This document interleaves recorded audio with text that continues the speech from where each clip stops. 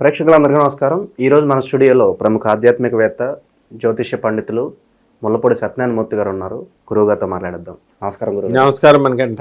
గురుగారు, ఏప్రిల్ మాసంలో కన్యా రాశి వారి పరిస్థితి ఎలా ఉండబోతుంది, ఎలాంటి ఫలితాలు ఉండబోతుంది ఓవరాల్గా వీళ్ళకి? శ్రీ విశ్వావసునామ సంవత్సరం 2025 సంవత్సరంలో ఈ కన్యా రాశి వాళ్ళందరికీ కూడా మనం శుభాకాంక్షలు తెలుపుదాం. మరి కన్యా రాశి వారికి అందరికీ కూడా ఆదాయం 14గా ఉంది, వ్యయం 2గా ఉంది, రాజభుజం 6, అవమానం 6 సమానంగా ఉన్నాయి. కాబట్టి మెచ్చుకునేటటువంటి వాళ్ళు, తిట్టుకునేటటువంటి వాళ్ళంతా కూడా సమానంగా ఉంటారు. ఆదాయం బీభత్సంగా ఉంటుంది. ముఖ్యంగా కన్యారాశి వాళ్ళంతా కూడా భార్యాభర్తల సమస్యలతోనే వాళ్ళు దెబ్బలాడుకుంటున్నారు. ఇక ఇతర సమస్యలు పెద్దగా లేవు వాళ్ళకి. డబ్బులు బ్రహ్మాండంగా సంపాదిస్తున్నారు. యాంకర్లుగా కన్యారాశి వాళ్ళు ఉద్యోగాల్లో రాణిస్తున్నారు. వాళ్ళ జీతభత్యాలు రావడం కోసం అని చెప్పేసి వాళ్ళ ప్రయత్నాలు వాళ్ళు చేస్తూ కాంట్రవర్సీల్ టాపిక్లు తీసుకోవడం, వ్యూస్ రావట్లేదని ఈ ఛానల్ నుంచి ఇంకో ఛానల్ మార్చిపోవడం, ఇలా ఏదో రకంగా స్థాన భ్రంశము అనేటటువంటిది ఈ యొక్క కన్యారాశి వాళ్ళందరికీ కూడా ఉంటుంది. మరి ప్రైవేట్ గవర్నమెంట్ ఎంప్లాయీస్ కూడా మరి ట్రాన్స్ఫర్లు అనేవి జరుగుతాయి అంటారు ఈ మాసం? కన్యారాశి వారికి మనకి మే 30, 2025 సంవత్సరంలో వృషభంలో ఉన్నటువంటి ఈ యొక్క గురుడు మిథున రాశిలోకి రావడం, అలాగే మే 14వ తేదీ తర్వాత మనకి ఈ యొక్క రాహువు ఎక్కడి నుంచి మీనంలో ఉన్నటువంటి రాహువు కుంభరాశిలోకి రావడం, అలాగే కన్యారాశిలో ఉన్నటువంటి కేతువు సింహరాశిలోకి రావడం జరుగుతుంది.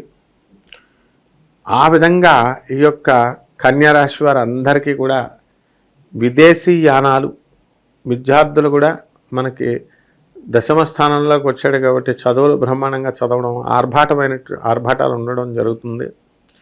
ఇప్పుడు స్కూల్లో చేరండి, కాలేజీల్లో చేరండి అంటే ఏమో టాప్ 10 కాలేజీలు కావాలి, టాప్ 10 కావాలా అని వెళ్తారు.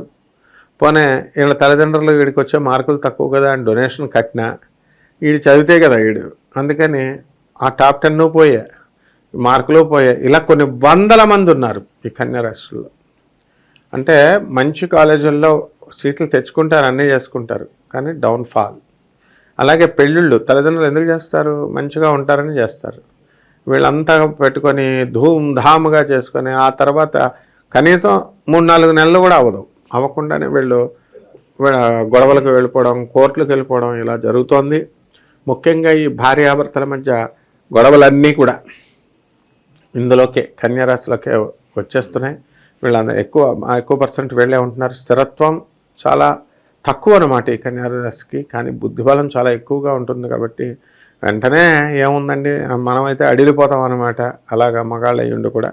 కానీ ఎట్టి పరిస్థితుల్లో వాళ్ళంతా కూడా ఏముంది వీళ్ళు కాకపోతే ఇంకోళ్ళని చేసుకుంటాం అనేటటువంటి ధీమా ఈ యొక్క యువతరంలో వచ్చేసింది, మహిళల్లో ముఖ్యంగా, అలాగే మగవాళ్ళు కూడా. కాబట్టి ఇలాంటి అత్యంత ప్రమాదకరమైనటువంటి విషయం అన్నమాట.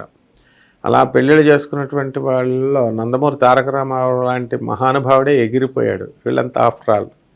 కాబట్టి ఈ యొక్క కన్యారాశి వారికి జీతభత్యాలు పెరగడం, కొత్త కంపెనీల్లో ఉద్యోగాలు రావడం, కొత్త గెస్టులతో పరిచయాలు, కొత్త వ్యక్తులతో పరిచయాలు, వ్యాపారాలు ప్రారంభాలు, ఇలాంటివన్నీ కూడా చేస్తారు. ఈ కన్యారాశిలో ఉన్నటువంటి వాళ్ళకి మార్చి 29, 2025 సంవత్సరం తర్వాత కుంభరాశి నుంచి మీనరాశిలోకి శని వస్తున్నాడు, సప్తమ స్థితిగతుడు అవుతున్నాడు. సప్తమ స్థితిగతుడైనటువంటి ఆ యొక్క శని కలత్రపుత్ర శత్రుత్వ కారణాయ నమః అని అన్నారు. కాబట్టి కారణం లేకుండా గొడవలు జరగడం ఇలాంటివి అన్నీ కూడా జరుగుతాయి. అలాగే ఈ యొక్క కన్యారాశి వాళ్ళకి మనకి విద్యార్థులను కనుక మనం తీసుకుంటే చదువుల్లో కాస్త లాస్ట్ ఇయర్ కంటే కూడా ఇంకొంచెం వెనకబడడానికి అవకాశాలు ఉంటాయి. కానీ కొద్దో గొప్ప గురుబలం కొంచెం ఉంది కాబట్టి మరీ భంగపడాల్సినటువంటి అవసరం లేదు. ఇక ఆరోగ్య పరిస్థితి ఏంటంటారు గురుగారు? కన్యారాశి వాళ్ళకి ఎప్పుడు కూడా ఆరోగ్యం బాగుండలేదంటారు. ఈ మే నెలలో మనకి ఏప్రిల్ 14 నుంచి మే 14 వరకు కూడా మనకి ఈ యొక్క రవి మేషరాశి సంచారం చేయడం జరుగుతుంది. కాబట్టి ఈ కొద్ది నెలల్లో రవి బలంగా ఉన్నప్పుడు కాస్త వీళ్ళకి ఈ ఆరోగ్య సమస్యలు అనేటటువంటివి ఉండవు. కాబట్టి ఏప్రిల్, జూన్ ఇలాంటి నెలలకు మనకు పాస్ అవుతుంటుంది కదా, మనం చెప్పుకునేది ఏప్రిల్. కాబట్టి యావరేజ్గా ఉంటుంది. చెస్ట్ పెయిన్ వస్తుంది, గ్యాస్ట్రిక్ వ్యాధులు వస్తాయి. రవి మీనరాశిలో ఉన్నాడు. అలాగే చక్కగా చాలామందికి ఈ మీన రాశి వాళ్ళకి కొంతమంది హార్ట్ అటాక్లు కూడా రావడానికి అవకాశాలు ఉంటాయి.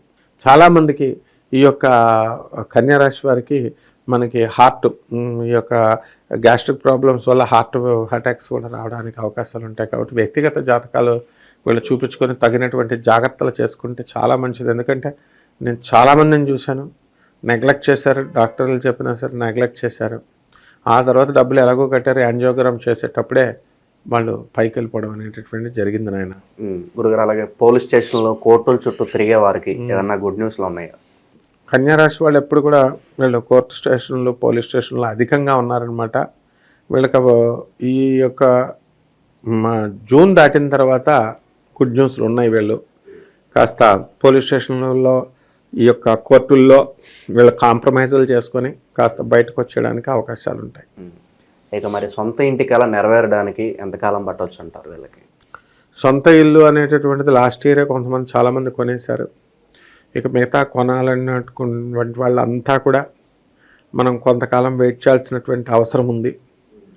ఈ తప్పకుండా వీళ్ళు ఇల్లు లేనటువంటి వాళ్ళు ఇల్లు కొంటారు, స్థలాలు లేనటువంటి వాళ్ళు స్థలాలు కొంటారు, అద్దెల్లో ఉన్నటువంటి వాళ్ళు పొలాలు కొంటారు.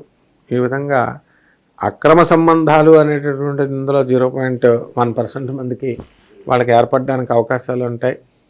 వాళ్ళు డబ్బు అధికంగా ఉన్నప్పుడు కష్టాలు ఎక్కువ లేవు. వీళ్ళు ఏం చేస్తారు, ఇంకా టైంపాస్కి. ఒక వ్యక్తి కన్యా రాశి వాడి మనస్తత్వం ఎలా ఉంటుందంటే, ఏదో కంప్యూటర్ కోర్స్ నేర్చుకోవడానికైనా ఒకటి కొనుక్కున్నాడు. అందులో కొంతమంది జాయిన్ అవుతారు కదా, జూమ్ మీటింగ్. ఆ జూమ్ మీటింగ్లో జాయిన్ అయితే ఆమెతో ఏదో సొలు కబుర్లు పెట్టాడట. ఆమె వీడిని ప్రేమ కబుర్లు చెప్పుకుంటే ఏమవుద్ది, ప్రేమ. సో ఏదో కామ కబుర్లు అనాలి, అట్లని ప్రేమ కబుర్లు అనకూడదు. మనుషులు చేసేదంతా కూడా కామ కబుర్లే. ఒక్క కృష్ణుడు రాధమ్మ చేసేది ప్రేమ. సరే, వీళ్ళు అలాగ అయిన తర్వాత వాళ్ళ అమ్మాయి వచ్చిందంటే, వాళ్ళ అమ్మాయి వచ్చేసరికి సడన్గా ఈమె మారిపోయింది. ఇతను బోర్ కొడుతుందని చెప్పేసి డిప్రెషన్కి వెళ్తున్నాడని మళ్ళీ ఇంకో ప్రేమ స్టార్ట్ చేశాడు. రెండో అమ్మాయి కబుర్లు చెప్పడానికి ఆఫీసులోకి వచ్చిన వాళ్ళని. ఈ విధంగా ఈ కన్యా రాశి వాళ్ళంతా కూడా ఈ సంవత్సరం బోర్ కొడుతుందని కొత్త కొత్త ప్రేమ చాప్టర్లు, అధ్యాయాలే స్టార్ట్ చేస్తారు చాలామంది. అందరూ ఉండరు, కొంతమంది మంచి వాళ్ళు ఉంటారు. కాబట్టి వీళ్ళ తల్లిదండ్రుల యొక్క సపోర్ట్ కూడా ఇటువంటి వాళ్ళకి ఉంటుంది. ఏంటి నువ్వు చేస్తున్న పని ఏంటి, జాగ్రత్త, అసలు కాపురం ఏంటి అనేది లేదంటే ఉంటే ఉంటాడు, పోతే పోతాడు అనేటటువంటి తెగింపు ఈ యొక్క చాలామంది మహిళలకి, చాలామంది అబ్బాయిలకి, అమ్మాయిలు ఉంటే ఉంటారు, పోతే పోతారు, ఇంకో దాన్ని చేసుకుంటామని ఇలా జరుగుతున్నాయి. నేను ఇక చివరిగా మరి డబ్బులు బాగానే ఉన్నాయి కాబట్టి ఏదైనా వ్యాపారాలు పెట్టుకోవాలనుకుంటే ఏ రంగాల్లో వీళ్ళు పెట్టుబడులు పెడితే బాగుంటుంది అంటారు గురువుగారు? డబ్బులు బాగానే ఉన్నాయి, వీళ్ళు ఏం వ్యాపారాలు పెట్టాలా ఆలోచనలు సవ్యంగా ఉండాలి కదా. మటన్ షాపులు, చికెన్ షాపులు, పబ్బులు, రెస్టారెంట్లు. ఆ పబ్బుల దగ్గర బయట ఉప్పు చేపలు ఏపుళ్ళు చేస్తూ ఫిష్లు, రొయ్యలు ఉంటాయి కదా, అలాంటివి అమ్ముకోవడం. అలాగే బిల్డర్లు, అలాగే రియల్ ఎస్టేట్ వ్యాపారస్తులు కాస్త పికప్ అవడం అనేటటువంటిది జరుగుతుంది. ఇకపోతే BHEL ఇలాంటి ఇండస్ట్రీస్ ఉన్నాయి, వీటిల్లో చక్కగా స్టాండర్డ్ జాబ్లు ఉన్నాయి. మరి అక్కడికి వెళ్ళినటువంటి వాళ్ళు బ్రహ్మాండంగా స్థిరపడడం అనేటటువంటివి జరుగుతాయి. సినిమాల్లో వీళ్ళు చేరినటువంటి వాళ్ళు, సినిమా మీడియా రంగాల్లో ఉన్నటువంటి వాళ్ళు సక్సెస్ అవడానికి అవకాశాలు ఉన్నాయి.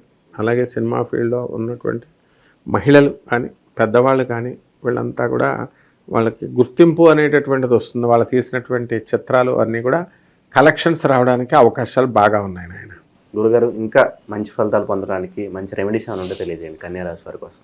ఈ కన్యా రాశి వారికి సప్తమంలో శని ఉండడం వల్ల శని జపం చేసుకోవాలా, శని స్తోత్రాలు చదువుకోవాలా, శనికి లోంపావు నల్ల నువ్వులు, నల్లని వస్త్రాన్ని ఇచ్చి పేద బ్రాహ్మణులకి శనివారం నాడు ఉదయం 8 గంటలకు దానం చేసుకోవాలా. అలాగే జమ్మి చెట్టుని కానీ, లేకపోతే రావి చెట్టుని కానీ వీళ్ళు 108 ప్రదక్షిణాలు చేసుకోవాలా. ముందుగా నీళ్లు పోసుకోవాలి, ఆ తర్వాత బ్రహ్మాండంగా ఈ యొక్క కష్టాలు అనేటటువంటి తీరిపోతాయి. కన్యా రాశి వారి పరిస్థితి ఎలా ఉండబోతుందో కళ్ళ కట్టినట్టు వివరించారు గురుగారు. ధన్యవాదాలు. ధన్యవాదాలు.